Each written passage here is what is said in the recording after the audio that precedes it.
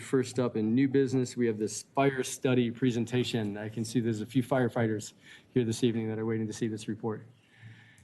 And let me preface by saying Chief Speckin, winner of this Chef's Choice in the chili cook-off event this past weekend, he and his team.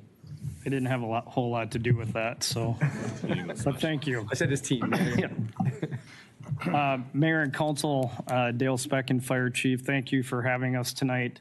As many of you know, we have over the past 5 months or so been going through a staffing study and a staffing needs assessment. Earlier this year, we went out for RFPs. We received a number of RFPs and we went with the company Raftellus. So tonight, Jonathan Ingram and Chief Tom DeMint are here to talk to you a little bit about what came out of that study. So, Jonathan? Okay. Very good to be with you all, Mayor and Council. We appreciate the opportunity to spend some time with you this evening, sharing the process, sharing the results of the assessment, and giving you all both an update as well as what we believe is some very useful information to help you all in your difficult task of plotting the future of the city of Hopkins, right? So just quickly, just to touch base on, who we are. As the chief mentioned, we're a company called Raftellus. We're a local government utility consulting firm, one of the largest in the country. We work exclusively with city and county governments and utilities. All of us have served in that capacity, so I've sort of sat on the other side of the table here. So my specific background is on the city management and sort of budget management analytical side, but over the course of my consulting career, I've done about 75 plus of these kinds of assessments for fire departments across the country. I've built much of our methodologies in partnership with my colleagues like Tom here. And I'll let Tom, or ask Tom to share a little bit about his background as well. Yeah, my name's Tom DeMint. I retired as a fire chief a little over 2 years ago from the Poudre Fire Authority in Fort Collins, Colorado, and been with Raftellus almost immediately after that, doing this. Background, I was fire chief for 10 years. I was in the business for 47 years as a paramedic and firefighter, and have a lot of experience in just exactly this and working with staffing and financial evaluations of fire departments. All right.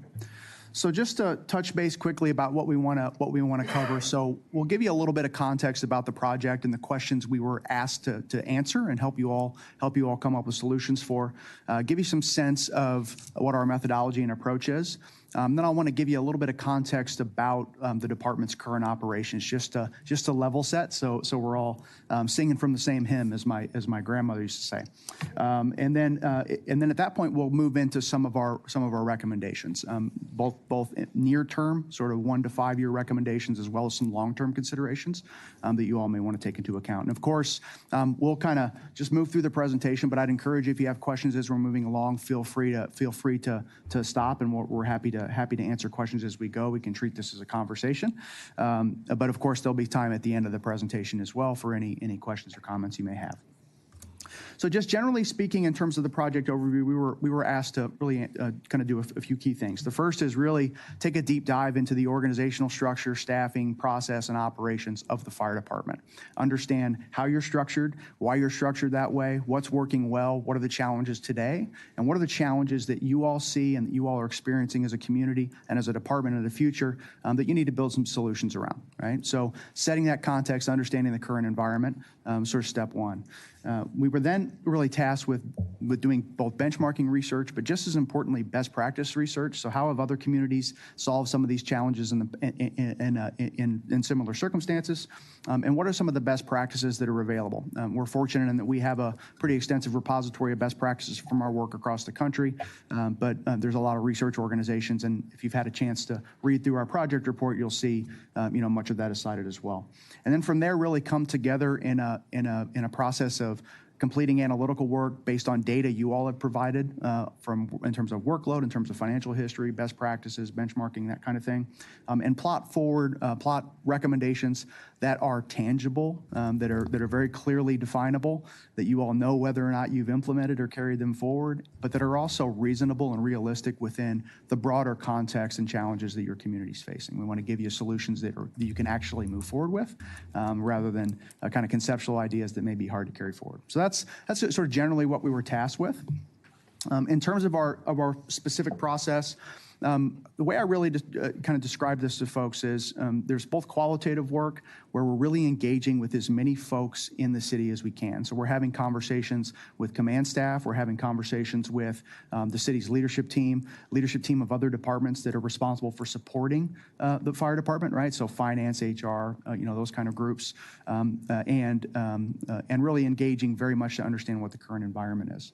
We also spent a lot of time in Hopkins touring the facility, understanding the community so that we can visualize and conceptualize what we the background behind the data, behind what we look at, right? We did quite a bit of data analysis as well. So our first step in the process is a big data request, and there's a big exhale, I think, from city staff whenever it's complete. So they did a great job of really pulling a lot of data together.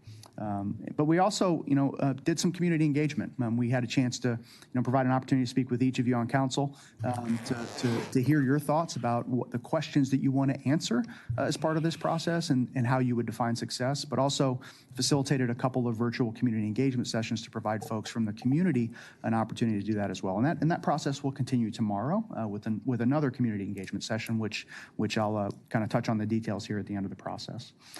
The other piece that we really looked at is, there's your current operating model and how you're structured, and then there's looking at alternatives to that, right? So as you all know, you operate under what's called a paid-on-call model, and I'll talk a little bit about what that means in a moment. But you're facing a number of constraints, and those constraints are some of the things that really drove this process, and we'll go over those in some detail. But we wanted to look at how that model can be optimized, right? But also, what are the alternatives that exist? Everything from creating your own full-time kind of career, primarily full-time department with support of paid-on-call, moving to a regional approach. So what does that look like? What are the advantages, disadvantages there? And also looking at a public safety officer model where you use other city staff to support and augment operations. We have some bias in terms of the best approach forward with the solutions or with the challenges that you all are facing, and we'll speak to that. But we really wanted to give you some very good detail around the costs, the advantages and disadvantages to those. So that's generally what our project approach looked like. Okay. So just a quick overview of current operations. I think, most folks have a good sense of how the department is structured, I'm sure, but right now there are four full-time officers, but primarily your fire service operations, your sort of the active responding to calls for service is completed by a combination of full-time, some of your fire marshal, your fire inspectors, who serve in both a firefighting capacity as well as a community fire prevention capacity, right? But the majority of your response is staffed with paid-on-call. Paid-on-call is essentially, it's a type of volunteerism, although there is a stipend that's provided and there are a number of other financial incentives, but essentially it's community volunteers who commit to a certain amount of service and training to be able to build that skill set. You all have a really successful model, frankly. It's been more successful than a lot of other communities in the country, and we're going to highlight some of the strengths there as well. It's a tremendous department, but there are also just some fundamental challenges that you all are bumping up against that need some attention. So in terms of core services, this could get, someone once told me there's two types of people in the world. There's lumpers and there's splitters, and I tend to be a lumper. But if you think about all of the work that a fire department does, it's extensive. But it really kind of boils down into a few buckets. The first is emergency response. So your fire suppression, your emergency medical services, although you all don't do ambulance transports, you provide a lot of EMS, sort of ALS care on scene, right? Special operations, these are really specialty, high-angle rescue, trench rescues, those kinds of things. And then the community emergency response team. So you have really a full complement of skills that are built into the operation.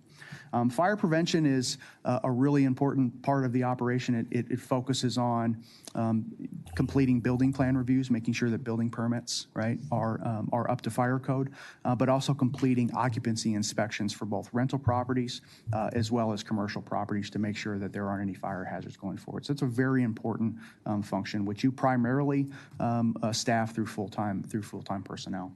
And then, of course, the community relations. Everybody likes when the fire truck comes up and opens up the fire hydrant. But there's a tremendous value in building and strengthening relationships there. So those are the core services of the department that you have now. You're doing these in many ways really, really well. So just to focus quickly, just very high level on, what are the strengths? We like to start and end our reports with the things that are going really well. You have a very high morale in this department, and I promise you it's not always the case that departments have high morale, and we don't say it if it isn't true.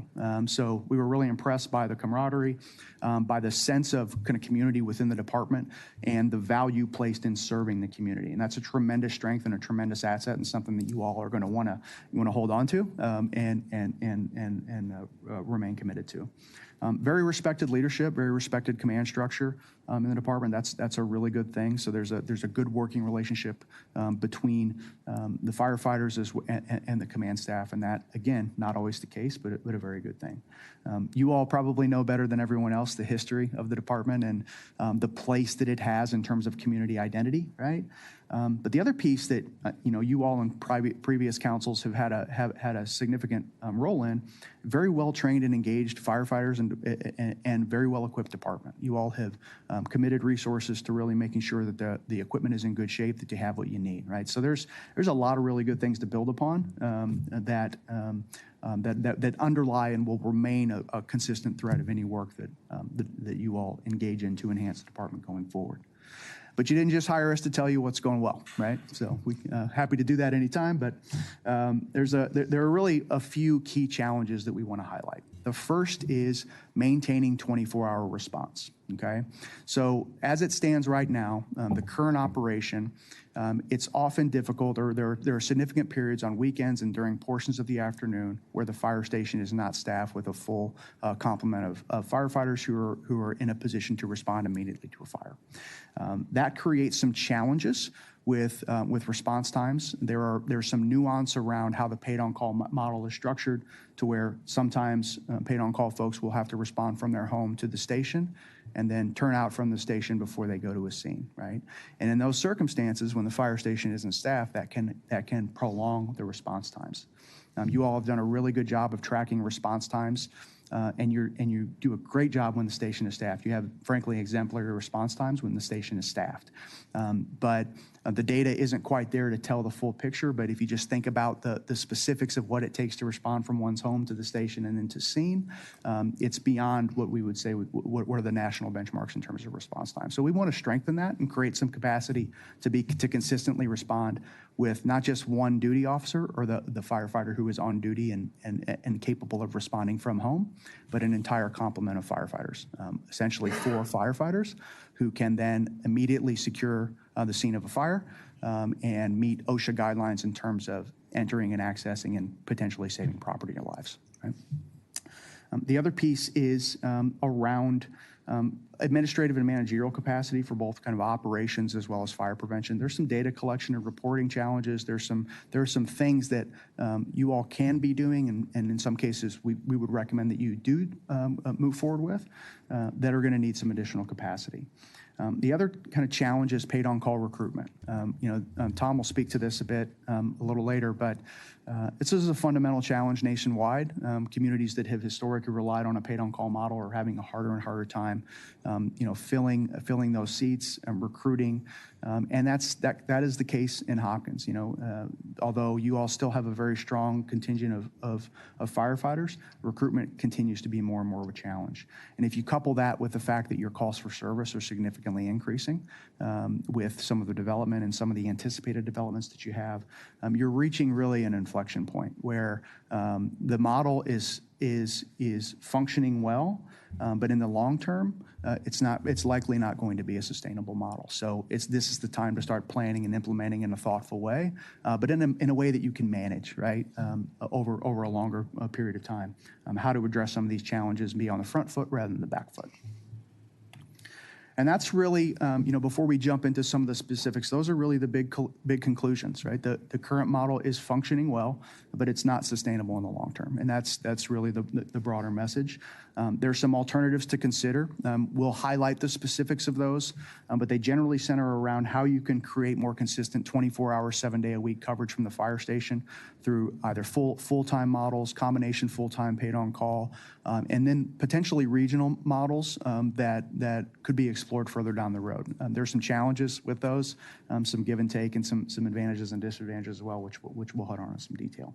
But what we also really wanted to do is give you a series of recommendations that can focus on enhancing the current model in the near term, that are a bit more manageable, maybe a bit more affordable, and can start to solve some of these challenges and build and strengthen the department in the near term while you position yourself for some of the longer term investments. Okay? So with that, I'll turn it over to Tom. Okay, I just want to reiterate one of the things that Jonathan brought out, and that is the culture of this fire department, the leadership with Chief Speck, and the culture inside. The firefighters are definitely a family. They provide a very high quality service. Doing an apparatus analysis, apparatus is so well cared for. It's top notch. The firehouse is kept spick and span clean. It's a culture that every fire chief in this country would love to have. So congratulations for that to the city and to the men and women of the Hopkins Fire Department. Great pride and great service, and I just can't speak enough to that. So as Jonathan said, there are some things that we would like to highlight as we can see to bring that to a higher level of service for your citizens. So first, our first model that we are looking at and proposing to you is the optimizing of the current paid on-call model, growing the model that you have. You have a great paid on-call staff, you have a great full-time staff, and how to grow that into an organization that soon will be running over 2,000 calls a year as the light rail grows and the community grows and is starting to grow up into the sky with higher densities, which will equal more calls, especially on the medical side, the service side, but it will also grow on the fire side as well as fire prevention. So this looks at hiring a limited number of staff to augment to where where Hopkins Fire can get to where it has 24-hour staffing, someone with the fire apparatus. You currently show great response times with that duty officer with a 5-minute or sub 5-minute response time, but that's usually one person. And in the world of the fire service, we talk about an effective response force, and that's having enough firefighters on scene to do that initial mitigation. It's, for example, if it's a structure fire, what we would call a room and contents fire, a bedroom fire. Well, one person can't enter that by OSHA standards, by NFPA standards. One person cannot enter that building to do anything with the fire. They have to be in what we would call a command-only phase on that incident until an apparatus showed up. With having 24-hour staffing with 3 firefighters along with that duty officer, there's the ability to meet the OSHA requirements as well as NFPA for that staffing.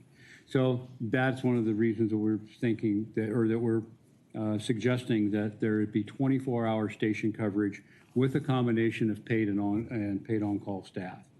We also see opportunities to optimize the inspection schedule. We'll talk about that in a little bit, about improving efficiencies through technology and optimizing the shifts, as I was discussing, for the adequate response, and working on recruitment efforts for the paid on-call.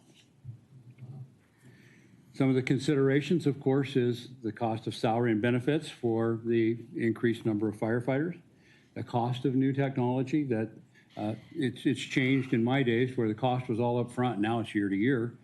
So that becomes more O&M money than one-time money.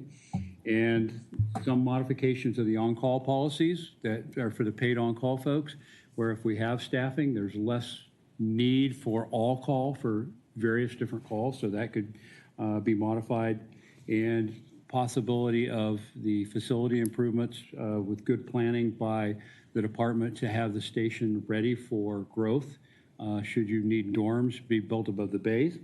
And then there is that question of the sustainability of paid on-call. Just the fact that volunteerism in the country is diminishing, just the fact that also just even on the paid side, the number of people trying to enter the fire service has diminished significantly over the past 10 years. So the first step, we believe, if you think back to when Jonathan showed the organization chart, it's a very, very flat organization. Chief Specken is basically the supervisor of all. He has pretty much everybody at the department is his direct report. And so we see some need for an operations chief that can run the day-to-day operations to allow the fire chief, whether it's Chief Specken or his successor, to allow that fire chief to grow the organization and even look at those opportunities in the future of regionalization or more mutual aid agreements or expanding those things. So that's why we recommend hiring an assistant fire chief. Then adding an additional 2 full-time firefighters over the next 3 to 5 years. And that's gives us the ability to grow the staff. I say us, gives you the ability to grow the staff to where you can have the old fire chief hats on. That's where you can grow the staff to where you have that staffing at 24 hours a day, 7 days a week, 365 days a year, where somebody's sitting with that big red fire engine and able to respond and turn out with an average time when someone's in the station of 1 minute and 44 seconds. That's including getting up at night. That's an excellent turnout time. To having turnout times where that response time is fast with an effective response force, be it a cardiac arrest where you have sufficient staff to where someone maintains the airway, someone works with the AED to where they can handle in a medical emergency or can make entry on that fire with that very quick response time, because when the station's staffed, your response times are incredible with an effective response force. And so that gives us that flexibility for the 24-hour station coverage. And we're working toward getting you the ability to take some of that pressure off your fire marshal. Because we know as buildings grow up, some of these buildings could have things such as what's called a fire control room, which takes hours and hours and hours of plan review. And being able to plan review for fire protection systems such as fire alarms, fire sprinklers, the fire control rooms we talked about, fire department access, those things are getting more and more burdensome for the Fire Prevention Bureau as the fire code grows. Again, utilizing the shifts to provide 24-hour coverage, but that will create more opportunities for paid on-call and part-time firefighters. That will give them opportunities to fill in other times of the day where the staffing is void of having people in the station. That'll give paid on-call staff an opportunity to contribute and be at the station in a more consistent manner. And currently there is a hesitation in some of the all-calls because of traffic. Your traffic is increasing. It's not getting better. And they have to drive with regular traffic to respond to the apparatus. And again, that gives a chance for the effective response force to meet industry standards for the response. Then for the next few years, we think you can do this easily with the way the station has been modified now, where offices are used as bunk rooms, but that's only sustainable for so long as the department grows. And it was excellent planning when you built the fire station to where you have the ability to build a bunk room above the bay floor. Currently there are solar panels there, but that could be converted to bunk space, and the department did an excellent job of calculating the cost of that, and that's pretty consistent with what our research showed. And then also, as the department grows, there's more needs. We're also encouraging more data mining and a greater use of data by the fire department. That requires more administrative assistance. So we're calling for a part-time administrative assistant to help with the functions of the department. To clarify, move the solar panels. What's that? Move the solar panels. Move the solar panels. Not eliminate. There you go. Both hands. Excellent. And so data collection, there's a lot of data that could be collected. Having a lot of experience in the world of fire department accreditation, we're as an industry, we're learning to get away from, well, I'm the fire chief and things are going to go bad if you don't do what I say, to here's what the data is showing us. And that comes back to, we were looking to find what effective response force response times were in Hopkins. We had a very difficult time finding that. So there are software programs, and with the use of the new assistant fire chief position and administrative assistant, it gives time for staff to do more data mining. So as you work into the future, you understand why you're doing things and what you need to do to move in the right way. And that data shows, here's some of the things that we suggest that data should be gathered for looking into the future. And such as turnout times, the overall response time. Because when Mrs. Smith calls for the fire in her bedroom, the clock for her starts as soon as she recognized the fire. Then there's the delay to where she accesses the public answering point. She calls, then the dispatcher has to pick up the call. They have to activate the call for the department. And this is all time that she's realizing. If you've ever called 911, you always say, what took you so long? You always hear, what took you so long to get here? And it feels like an eternity. All that process is happening. So as you look at the data, the department can continuously look at ways to improve that response time. Are there ways to improve public recognition? We've done that since 911 became available. How to get people to understand that 911 is what you call for emergency. I worked in a generation where there was no 911. You had to either call the operator or know the number of the fire department. So anything we can do to speed that up, we can track that. Tracking the number of staff that are responding to fires. How quick do you get water on the fire? I know you tracked life-saving efforts because you had like 17 cardiac arrest saves in 1 year. That's phenomenal, phenomenal for a community this size. That will even improve if you increase your staffing. So recruitment and training, talking to the chief today, it's been tough to recruit for paid on-call. Talking to paid on-call staff when we were doing our site visit, they had some ideas as well about just doing neighborhood canvassing, walking through the neighborhoods and finding someone working in their yard. Hey, have you thought about being a firefighter? Anything you can do to improve that because this is not something we understand that Hopkins can do tomorrow and just implement a full-time fire department. It's a step-by-step process. So recruitment is becoming more challenging, not just in a paid on-call or volunteer environment, but in a paid environment as well. After 9/11, we saw an influx of people wanting to be in the fire service, and now 22 years later, we're seeing that decline, both on the volunteer and paid side. We also think there's opportunities for full-time staff to conduct inspections, ways to split up inspections to where some of those inspections, you can take that big red truck out and go do some of the basic inspections, some of the mom and pop shops, some of the bigger industries. There's a gentleman that was here earlier with a plastics company, probably takes a more specialized inspector with specialized training. And there are opportunities that are very affordable for training through the National Fire Academy. And the state of Minnesota has one of the best fire code educational components in the United States. So there's a lot of opportunities to continue that education for the folks that are working in code enforcement and plan review.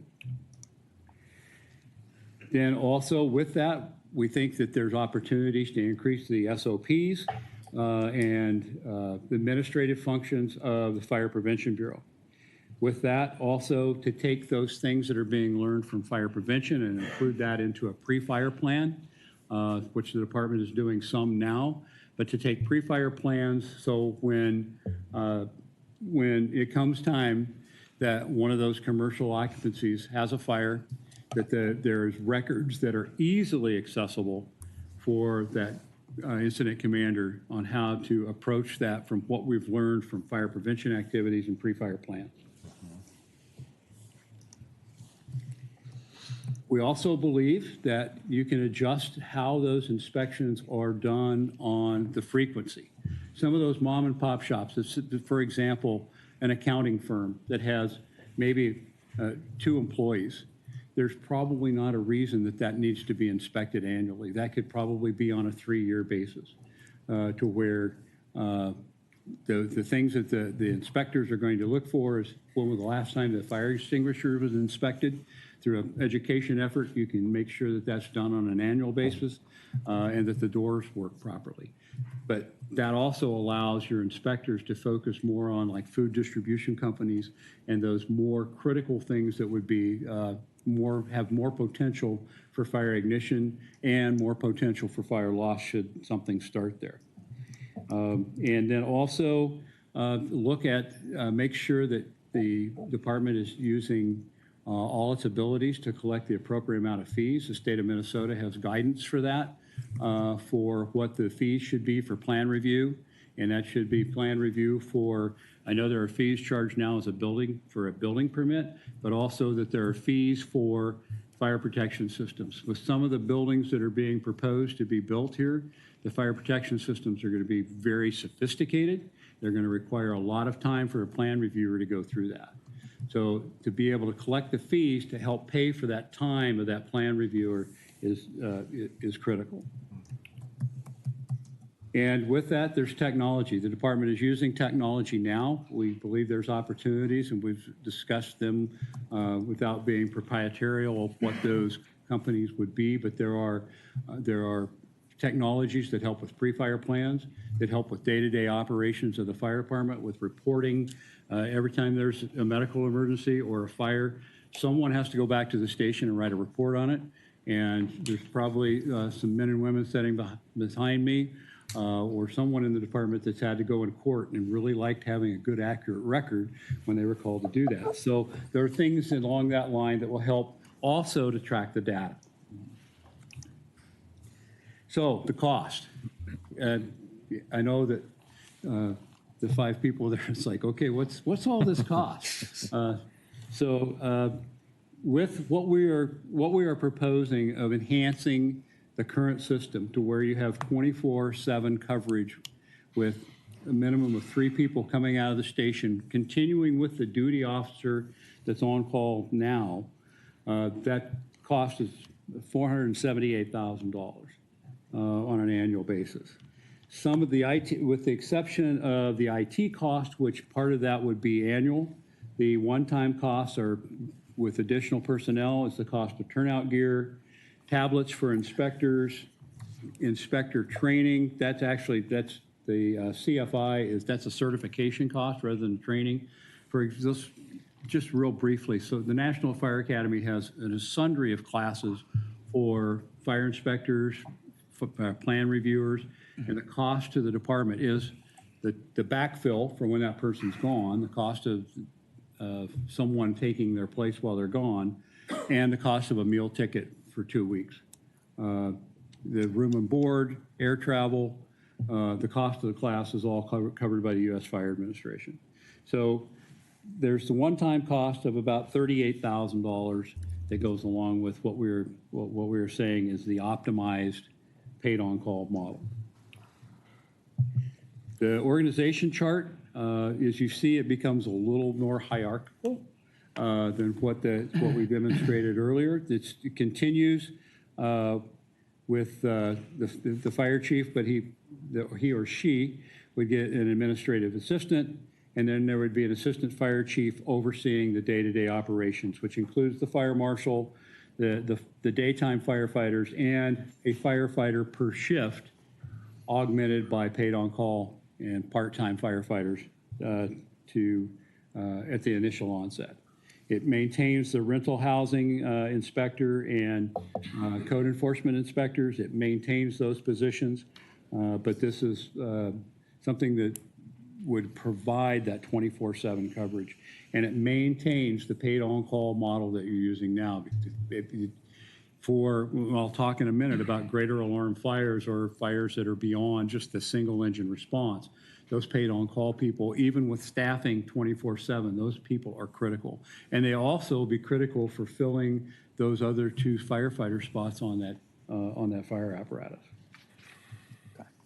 So just to kind of tie the paid-on-call piece up into a bow, what we're really looking to do, and if you thought about kind of how to prioritize, the initial focus is really on the assistant chief position and the 2 firefighters to really add that 24/7 capacity. Like that's really, from our view, the first step, right? Now, the primary goal and sort of how we've structured this is what's the most efficient way to help add value in this space, to help solve some of those fundamental challenges that we've outlined. how can we make sure that some folks are maybe wearing multiple hats so that, you're not large enough at this point to hyper specialize, right? So, maintaining the ability to be really as efficient as possible in a way that makes sense operationally, right? So that's, those are some of the kind of underlying principles of the model. So before we jump into the alternative service models, I just want to pause, and it's okay if you don't have any questions yet, but if there's any questions on some of these recommendations, we're happy to field them now. Okay. So let me just maybe set the context, and then I'll turn it back over to Tom. So, we'll hit this a few times. I think one of the things that I want to highlight is part of the benchmarking work that we did is we looked at, obviously these costs are considerable, right? These are big budget decisions. And we did some benchmarking around kind of fire expenses per capita with some of your peer communities, and you all tend to be on the lower side, just to give you some context there. And we've included some of that information in the report.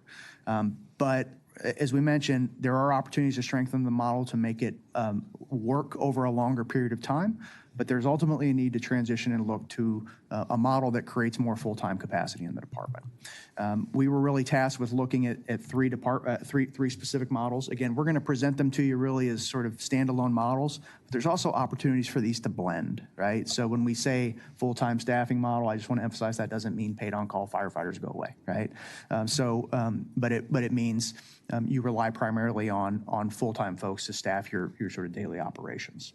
So when we look at the alternatives, again, that full-time model is really just what I mentioned. The regional shared service model, this focuses on a regional approach, and one of the misconceptions, and Tom may speak to this a bit as well, is this isn't contracting for service, right? When you think about a contracted relationship where the city of Hopkins gets out of the business altogether of doing fire and pay someone to do it, that's not really the model that we looked at. Partly because there's some challenges with that approach around your ability to influence and drive fire policy, fire response policy, fire prevention policy in your particular community. But there are a lot of departments across the country, a lot of communities that partner together in a shared approach to share the costs and expense associated with delivering fire service and lots of other services as well. So we'll talk about sort of some of those models and some of the advantages there. The other kind of final model we'll speak to is a public safety officer model. This is something where you tap into, again, some staff in other departments, typically police or public works, to serve in a response capacity to fire and EMS calls. And there's some advantages and disadvantages there. Tom will share some of the specifics and just considerations. We'll hit on the costs. We've developed for the first two models at least very specific cost estimates around what this would look like and what the potential savings are, and we'll speak to those in some detail. But those are just the three models that we looked at. Okay. So first is the full-time staffing model, and as John pointed out, that we believe that the best thing for Hopkins is to grow into that because of budget constraints, but to grow into that, but focus on having that 24-hour staffing with the paid-on-call model now. But a full-time staff would be hiring sufficient staff for 24-hour staffing. And still with this, there would be the need for paid-on-call part-time to backfill vacations, injuries, illness, jury duty, all those different leaves that present themselves to any employer. So there would be that would have to add, that would maintain that need for paid-on-call.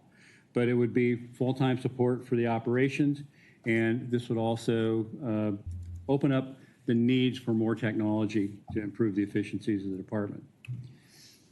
The considerations, salary and benefits for new full-time staff. And this would trigger the need to move the solar panels and to build the bunk room above the bay floor. And that's coming sooner or later, because as the department grows and there's more need for administrative staff, those offices that are converted into bunk rooms now will be needed to be offices again, and the technology aspects as well. So the cost for that, just to jump right to it, the slide that's similar to the one that was for optimizing the paid-on-call current thing, if the department were to go to full-time staffing, this is what that would look like. There would be still the assistant chief. There would be 4 company officers, one being more on the administrative level and in a more traditional 40-hour position instead of a 56-hour position, working 24-hour shifts. It would require 11 full-time firefighters and that administrative assistant at full-time for a cost of $2 million. With taking the facility improvements out, the only additional cost of this model on the one-time side would be the additional cost for turnout gear. However, the estimate for the remodel of the station would be $3.2 million, which would pretty much round out the cost of the one-time money that would cost to move to that 24-hour staffing model, or the full-time staffing model. We all want 24. And you have 24-hour service now. Don't get me wrong on that. You have 24-hour service now, but just not being deployed from the station. A regional model, as Jonathan said, is used frequently around the country. Where I come from in Colorado, it's very frequently used through special districts. However, municipalities have lost a lot of, some, I won't say a lot, but have lost some of their autonomy in making fire service decisions. The fire district makes that because it's a separate elected body.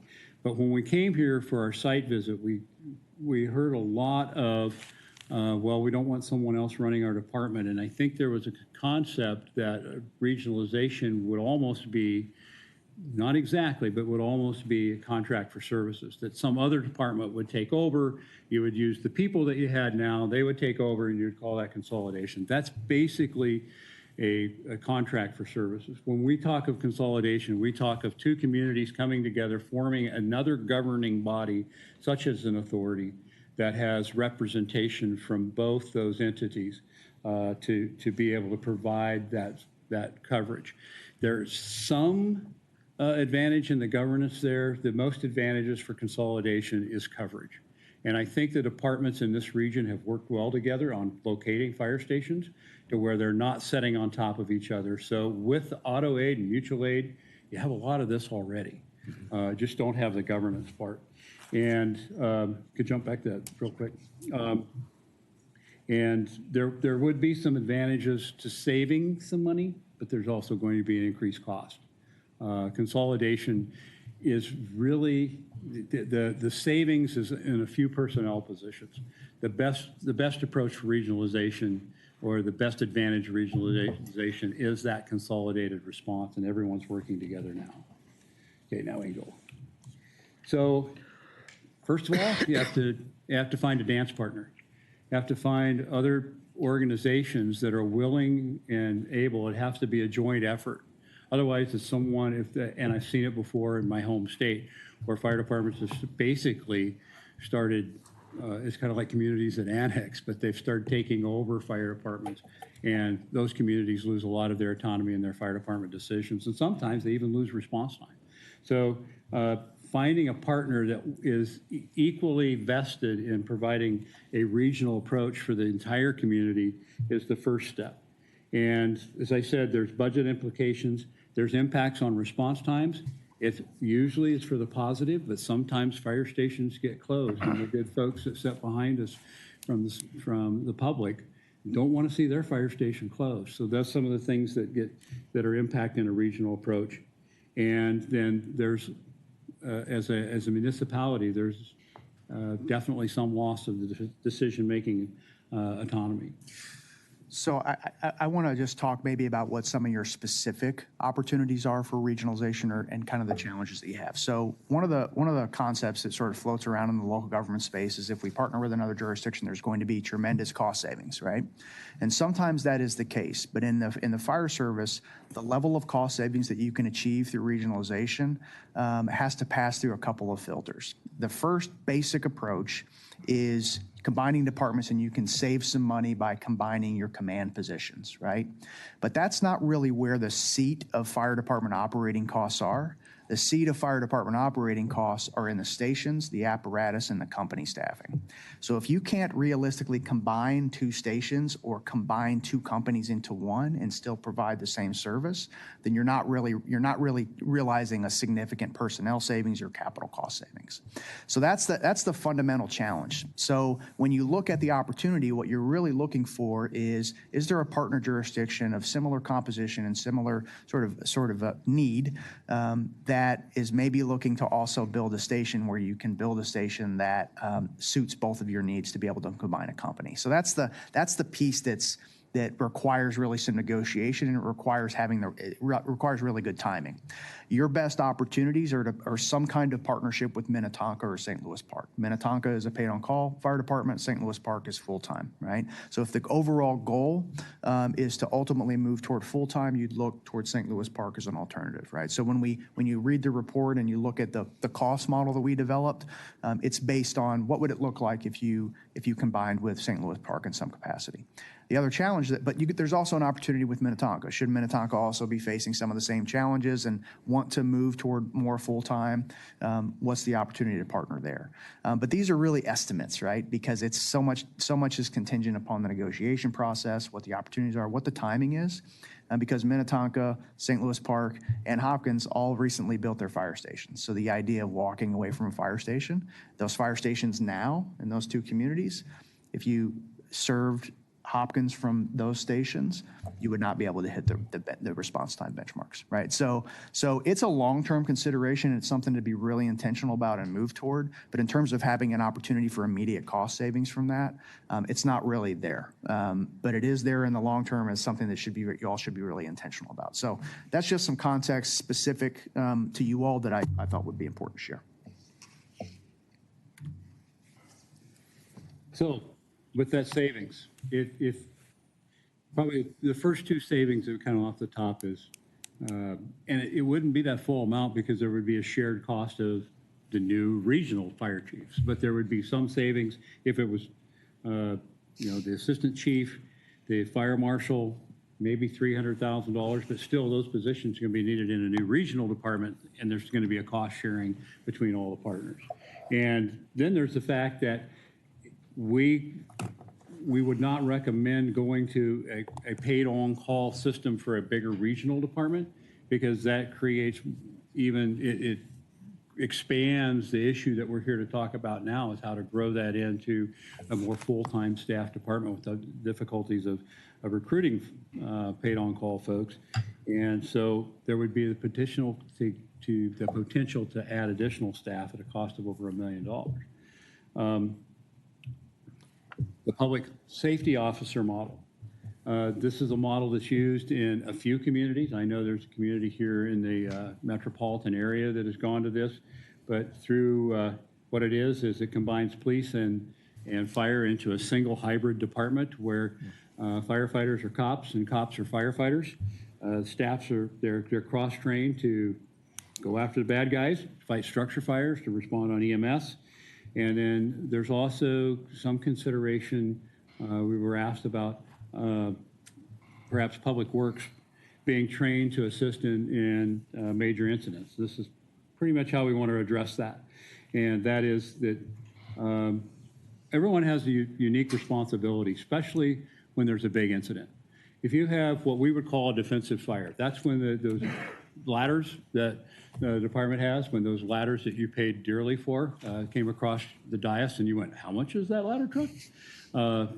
When those things are up in the air and there's water coming out of those, well, one of the first things that Public Works has to do is get water, make sure there's water in the mains to be able to pump to make sure that the fire can be suppressed.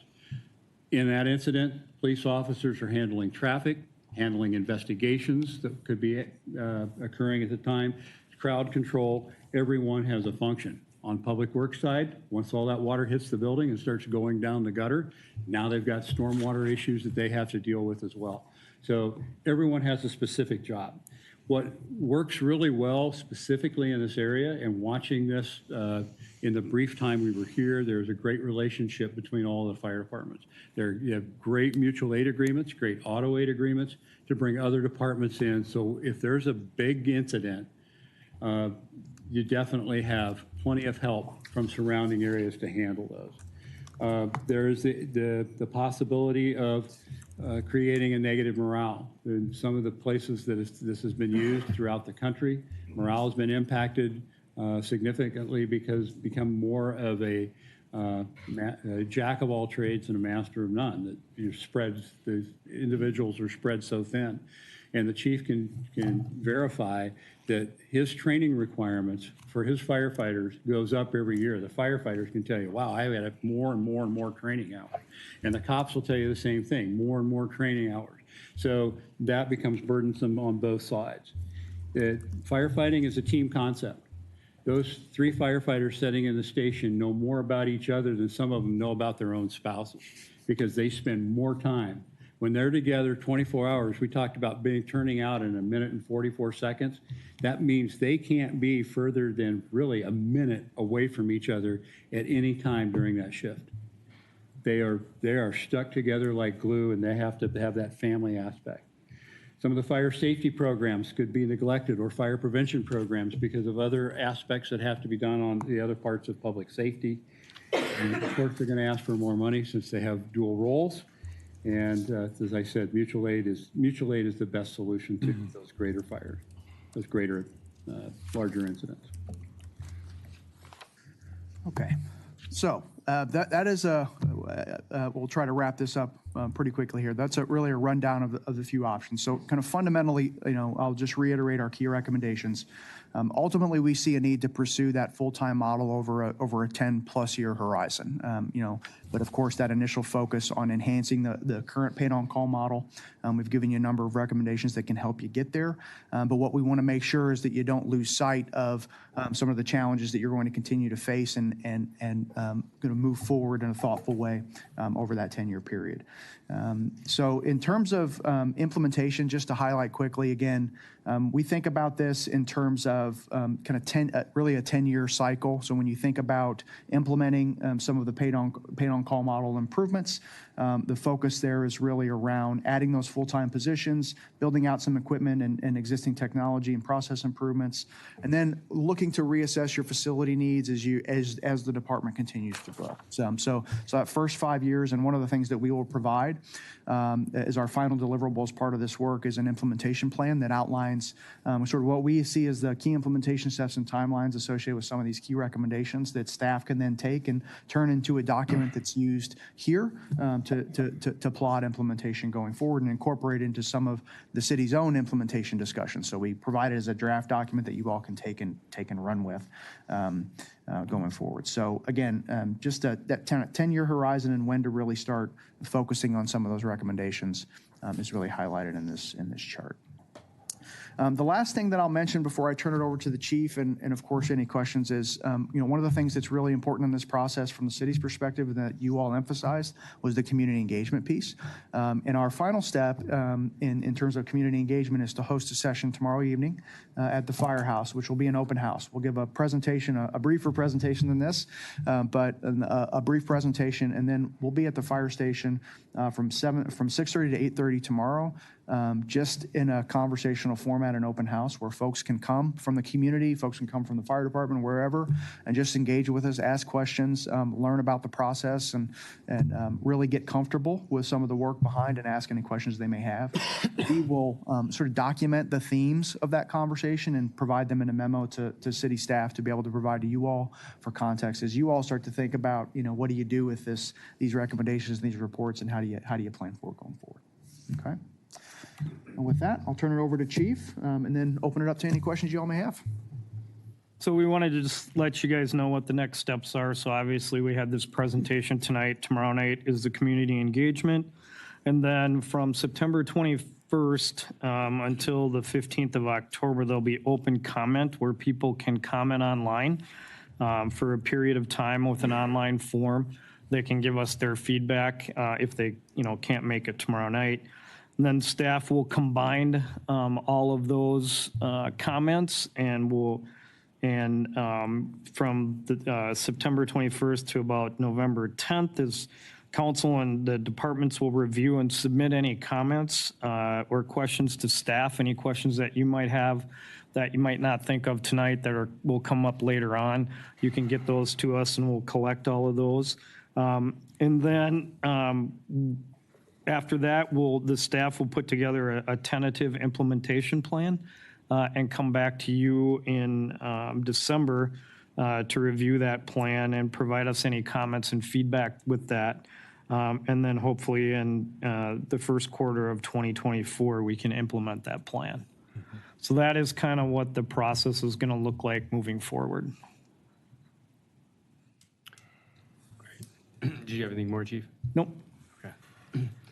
Well, I want to start where we started the presentation, was talking about what a great culture you have in the fire department. I think that's obvious to all of us when we engage with anyone from the fire department, and culture really starts at the top with leadership. And so I think the points that were made about our training ability, the morale that goes to your leadership. So I want to thank you, including this study tonight, taking the time to really evaluate how we're going to plan going forward and making sure we're doing it right.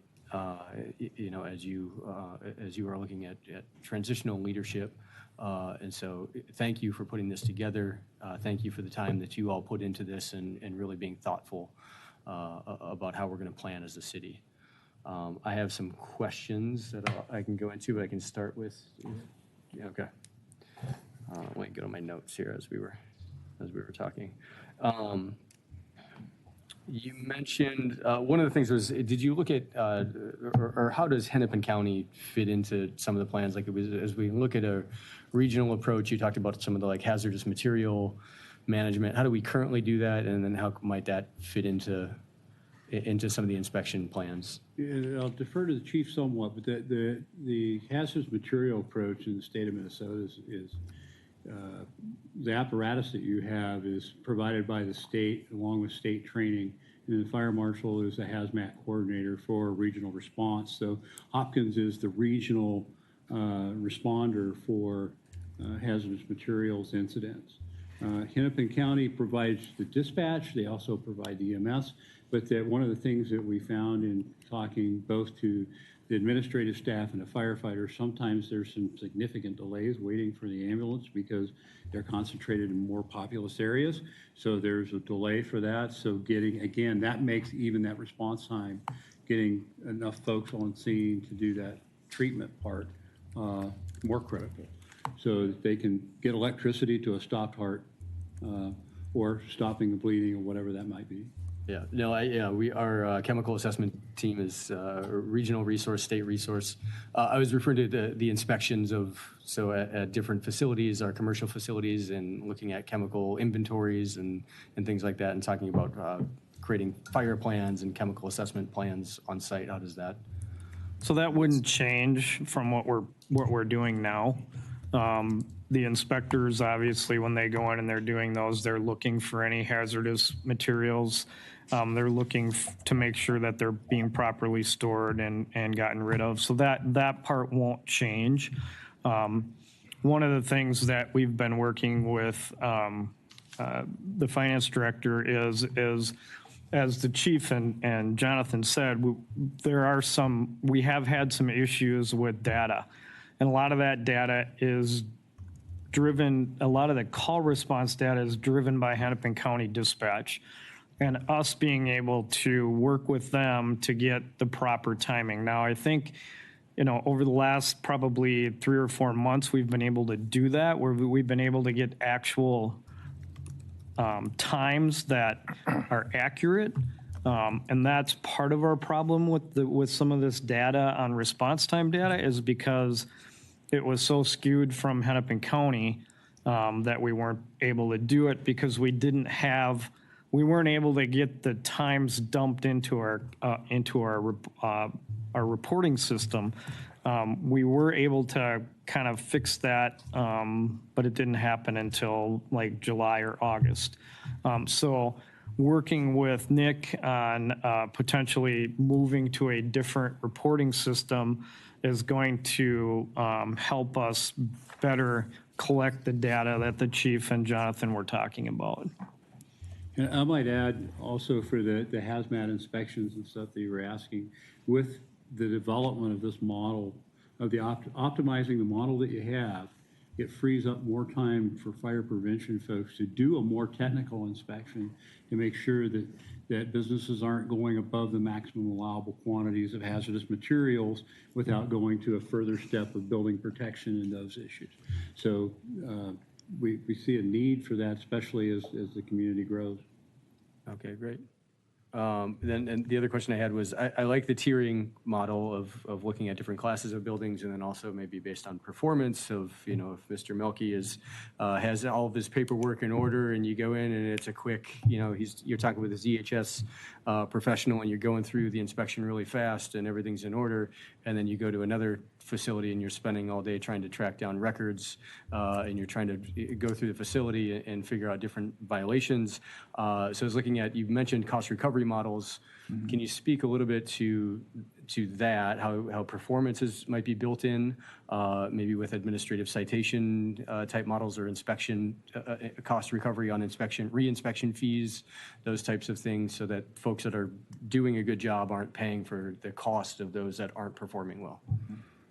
Yes. Go ahead. Go ahead. Yeah, so the primary area that you really try to focus on driving performance is on escalating re-inspection fees. That's really, that tends to be one of the key areas that you can build in relatively easily. That's. And the other thing, it can also be, where we talked about and I hope I'm not insulting anyone when I say the mom and pop shop, but when the mom and pop shop is, you started on a once every 3 years, you go there and you find, although it's an accounting firm, you find several violations that they could be triggered. Okay, now it's done in code enforcement and rental inspections now. That could trigger another inspection on an annual basis now that they get a fee for. Yeah. And then re-inspection fees that's the deterrent for, what we're really looking for is kind of like, cops with radars. We're looking for compliance, not mm-hmm. tickets. That's right. It's what we're trying to accomplish on that side. But then there's the other side of new construction that's going to tie up the plans examiner when you're building a 12-story building that has a high life hazard because it's residential, or maybe it's even institutional to some degree because it's a care home or a combination of assisted living and that there are special protection devices that require a lot of plan review time. And that's why the state has guidelines for what those should be. And we just want to make sure that the department is using that to their best ability with council's approval, since you're the ultimate setter of the fees, what's fair for your community. But it also, someone's going to have to pay for that plans examiner to sit down at that drafting table and literally look at every sprinkler head and every smoke detector that's in that system to make sure they're in the right place to the right function and all that. Great. Councilmember. Sure, I would just clear my throat. I I think I'll know the answer to this, but did you at all glance at or take a look at any opportunities to bring our ambulance service back in-house, as we've had challenges with the current service provider? We did not dive into the question of whether to staff your own ambulance. So I can. I know that's a very difficult thing to do with the agreements. It is because of the way the primary service area laws are set up in Minnesota. Currently, we don't own our own PSA. The county does. And of course, the big blue H is going to push back on us doing that. There is a task force put together right now through the legislature to look at that, to be able to at least for us to be able to have some control over our PSA. When you start talking about getting your PSA and doing that kind of stuff, they get really nervous about the fact that you're going to take that revenue away from them. I would say that what you're beginning to see a lot more of are ALS engine companies, where we have paramedics on the engine company. They're able to do more whether it's 12 lead EKGs or administer narcotics or whatever it is that we need to do, but we're not doing the transport part of it. I think a lot of times what people think is that if we get our own ambulance service, there's going to be some revenue coming in off of that, and that's not always the case. Currently, there's nothing we can do about it until we see what happens with this task force. And it was brought before the legislature this past year. And it raised some eyes because we have had some, anywhere from a half hour to 45 minute to at one point we had a 2-hour wait for an ambulance. Long way to answer your question, but I think we're going to see something moving on that. Probably in the near future. And we did have the discussion about the PSAs with the chief. We asked that question, and that kind of ended the conversation as that, Hennepin County wants to be the big, get on the block, as it were, to provide that, to provide the ambulance service. And to reiterate what Chief said is that the cost recovery, since the greatest majority of your patients are Medicaid and Medicare, those reimbursement rates are very, very low for ambulance services. Right. I do like the advanced life support idea, and I wasn't asking the question for a cost recovery. It was just for a better service product. Thanks again for all the data that you put together. But what I'm going to say next, I feel I need to say it because I'm so strongly against it. I'm so strongly against the regionalization approach. If we look around to not even neighboring, but communities in the metro area, it consistently seems like there's challenges with that. It seems like it's a signature and a vote to get in and a lawsuit to get out is what seems to happen all the time. Just so strongly against that. And as you were presenting, I was thinking about that. We have a fire department that I think by all accords is very successful.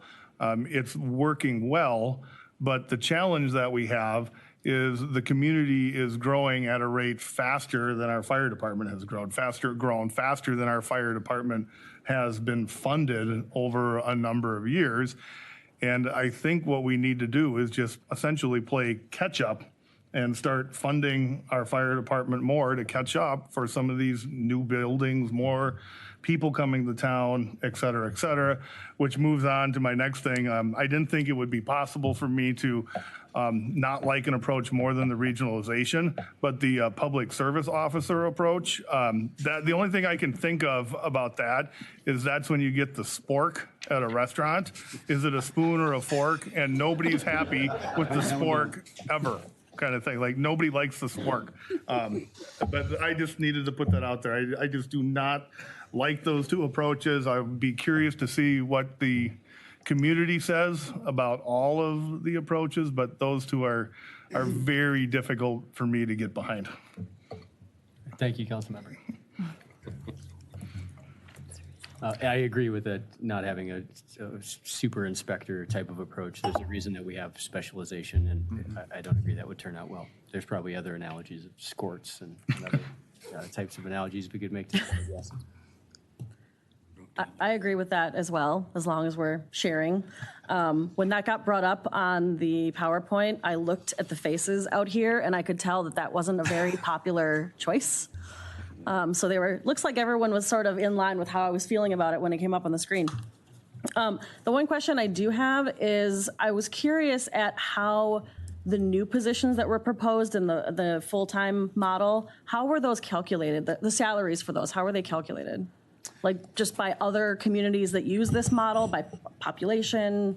Yeah, so we actually used midpoint for your existing salaries, and then also used a benefit factor that's Hopkins informed. So it's based on your benefit factor. Okay. Mm-hmm. Any other comments, questions from council? Well, I feel I need to speak too, but I do agree with both Councilman Beck and Councilman Garrido on the.